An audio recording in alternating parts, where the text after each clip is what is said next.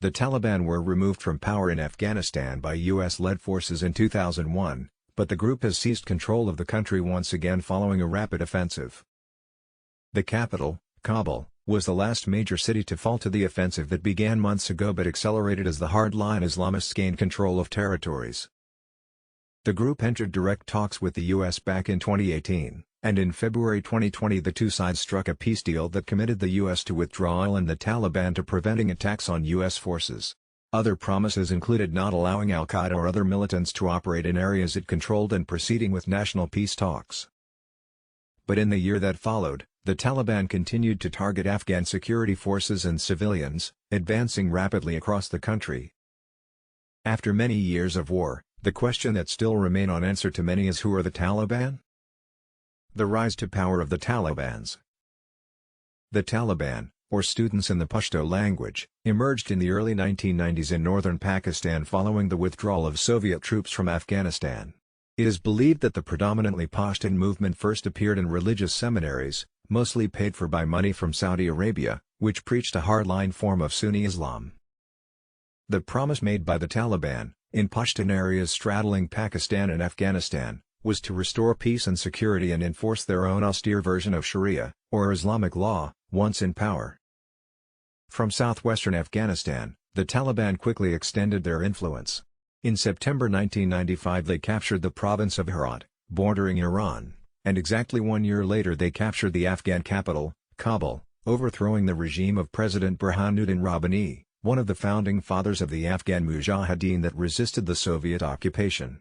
By 1998, the Taliban were in control of almost 90% of Afghanistan. Afghans, weary of the Mujahideen's excesses and infighting after the Soviets were driven out, generally welcomed the Taliban when they first appeared on the scene.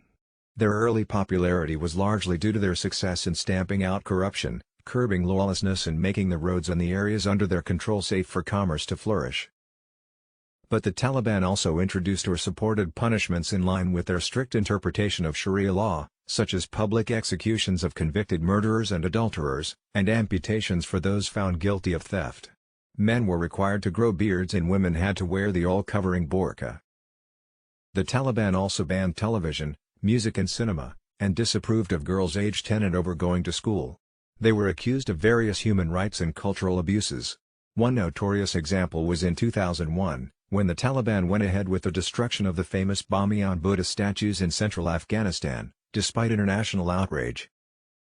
Pakistan has repeatedly denied that it was the architect of the Taliban enterprise, but there is little doubt that many Afghans who initially joined the movement were educated in madrasas, religious schools, in Pakistan.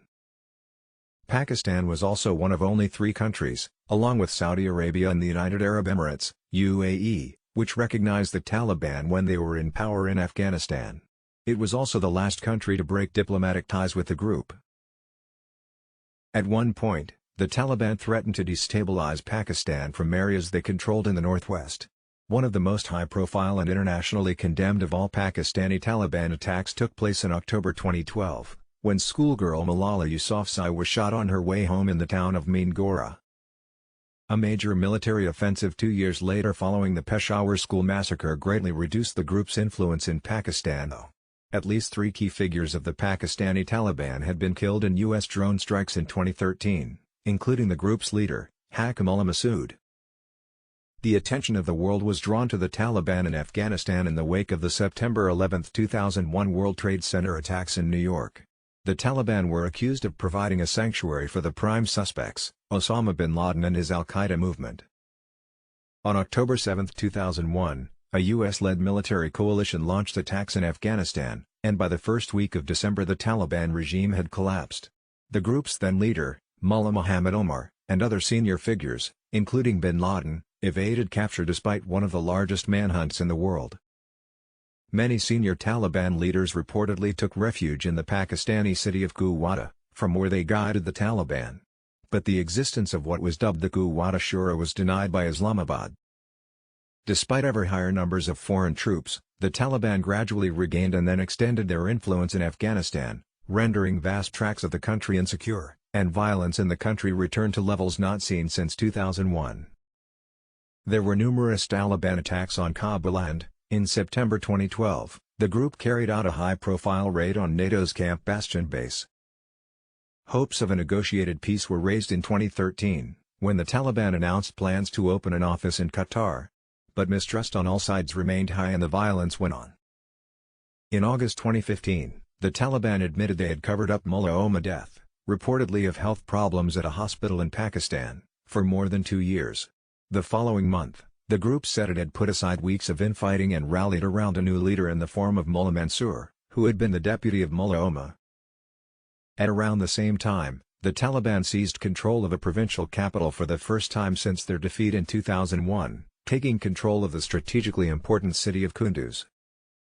Mullah Mansour was killed in a U.S. drone strike in May 2016 and replaced by his deputy Maulawi Hibatullah Akhundzada, who remains in control of the group. In the year following the U.S.-Taliban peace deal of February 2020, which was the culmination of a long spell of direct talks, the Taliban appeared to shift their tactics from complex attacks in cities and on military outposts to a wave of targeted assassinations that terrorized Afghan civilians.